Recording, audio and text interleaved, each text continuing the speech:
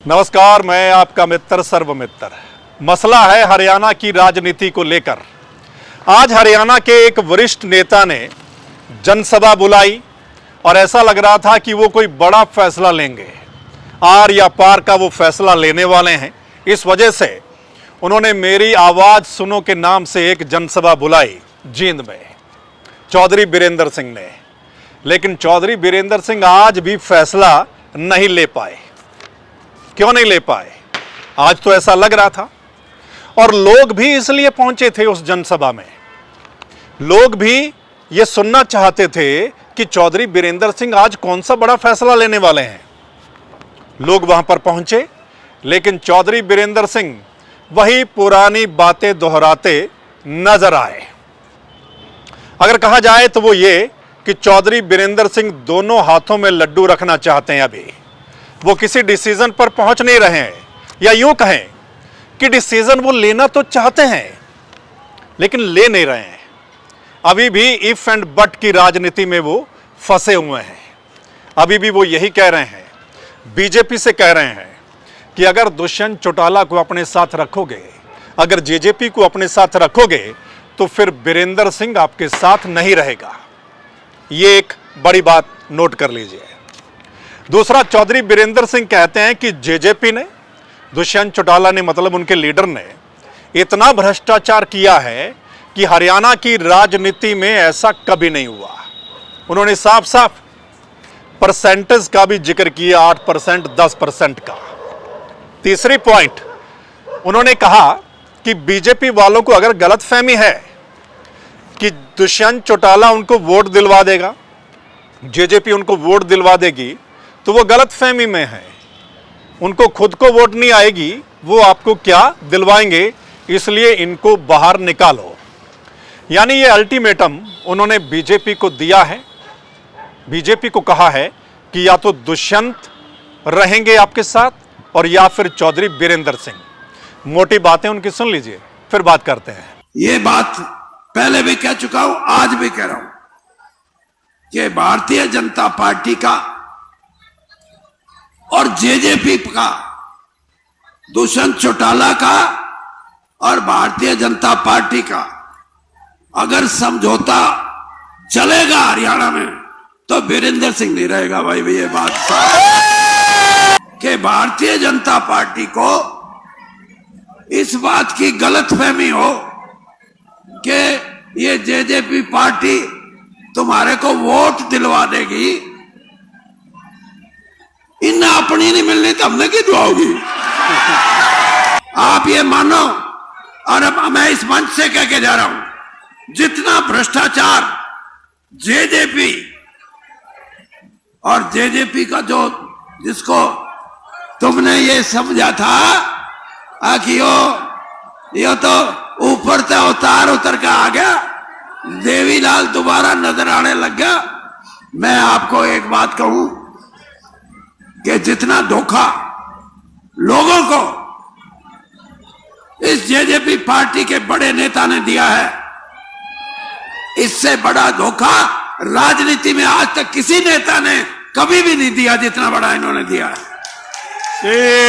और तो और मेरे पास लोग आते हैं, ये कहते हैं, कोई कहता है जी सीधे चले जाओ तो 8%, और कोई बीच में को किसी को लेकर जाओगे तो 10%।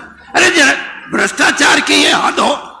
मैं आज आपके बीच में ये कह के जा रहा हूं, अगर भारतीय जनता पार्टी हरियाणा के अंदर सही रूप से चुनाव लड़ना चाहती है, तो इनको बाहर का रास्ता दिखाओ, तब तो लोग बात सुनने लग जाएंगे, ना कोई नहीं सुनेगा। तो सुना आपने, ऐसी बातें वो पहले भी कर चुके हैं। चौधरी बीरेंद्र सिंह, उनके सांसद बेटे ब्रिजेंद्र सिंह, पहले भी कई दफा वो बोल चुके हैं कि जेजेपी को बाहर निकाला जाए।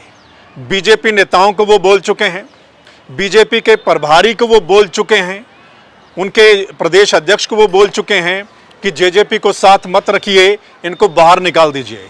कई बार वो जनसभा में ऐसा बोल चुके हैं। तो फिर नया क्या था? जो लोग सुनने के लिए पहुंचे थे कि चौधरी बीरेंद्र सिंह आज डिसीजन क्या लेंगे, उनके लिए नया क्या था? तो नया कुछ नहीं था।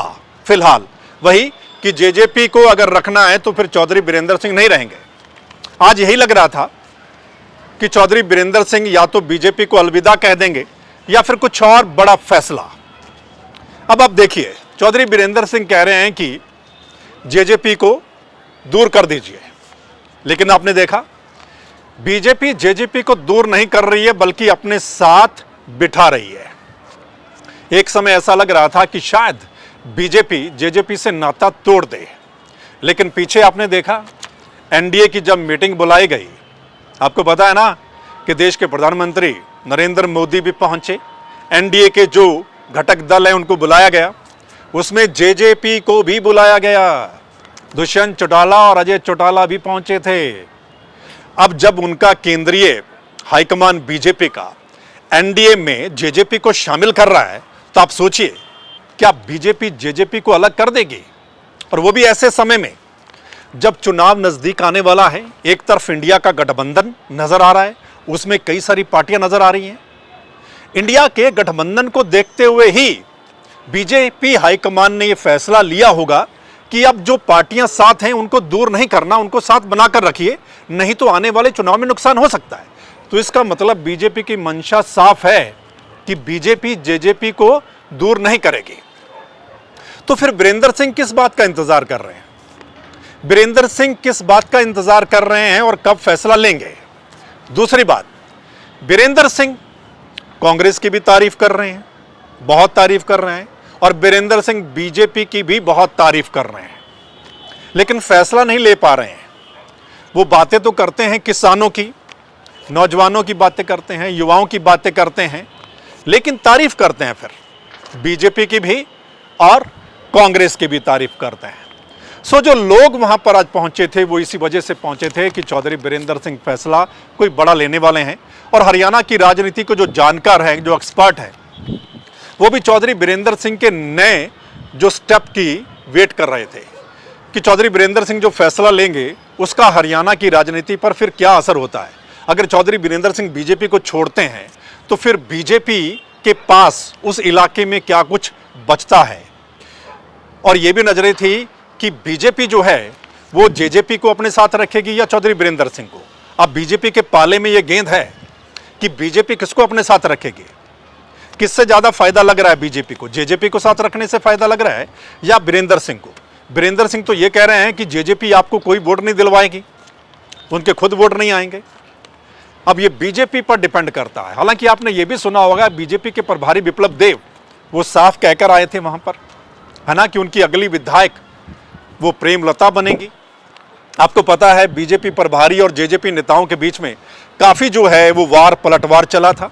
ऐसा लग रहा था कि अब मामला गड़बड़ है, कुछ भी हो सकता है। लेकिन उसके बाद क्या हुआ कि एनडीए में शामिल किया गया जननायक जनता पार्टी को। सो दोस्तों, आपको क्या लगा आज चौधरी बीरेंद्र सिंह ने जो जनसभा बुलाई, इतनी बड़ी जनसभा, यही लग रहा था कि फैसला लेंगे लेकिन नहीं ले पाए, और ऐसा लग रहा था कि वो लेने वाले थे फैसला लेकिन ले नहीं पा रहे हैं। ऐसी मजबूरी क्या है चौधरी बीरेंद्र सिंह की कि वो फैसला लेना तो चाहते हैं, ले नहीं पा रहे? क्या आगे की सियासत को लेकर, क्या बेटे की राजनीतिक भविष्य को लेकर? मतलब क्या उनको लग रहा है कि बीजेपी में रहेंगे तभी फायदा है, तभी ही वो आगे चुनाव जीत पाएंगे, उनके बेटे या चाणक्य को कल को कोई उनकी पत्नी चुनाव लड़ती है? क्या ये उनके मन में चल रहा है? अगर बीजेपी से अलग होंगे तो कहां जाएंगे? कांग्रेस में जाएंगे या किसी और के साथ जाएंगे? वहां नफा नुकसान क्या होगा? खैर, ये चौधरी बीरेंद्र सिंह ही बता सकते हैं। कोशिश करेंगे बहुत जल्द उनका एक इंटरव्यू किया जाए और पता लगाया जाए कि चौधरी बीरेंद्र सिंह जो हरियाणा के बहुत वरिष्ठ नेता हैं, इतने साल कांग्रेस में रहे, बड़े बड़े पदों पर रहे, और बीजेपी में वो केंद्रीय मंत्री रहे। आपको पता, उनके बेटे सांसद हैं, उनकी पत्नी विधायक बनी। वो फैसला क्यों नहीं ले पा रहे हैं? लेना तो चाहते हैं, क्यों नहीं ले पा रहे हैं? आप कमेंट करके जरूर बताइएगा आपको क्या लगता है। अगर आप बीरेंद्र सिंह के समर्थक है तो बताइए आपका क्या कहना है आज जो जनसभा बुलाई गई और जो कुछ कहा गया। चाहे आप किसी भी पार्टी से संबंध रखते हैं, आपको क्या लगता है आज के इस प्रोग्राम के बारे में? कमेंट करके बताइएगा, वीडियो को शेयर कर दीजिएगा, और अगर आप चाहते हैं कि सही मसला सही वीडियो आप लोगों तक पहुंचे तो फिर इस चैनल को लाइक सब्सक्राइब फॉलो कर लीजिएगा। फिर मिलते हैं अगले मसले के साथ, तब तक के लिए नमस्कार, आदाब, सत श्री अकाल, राम राम।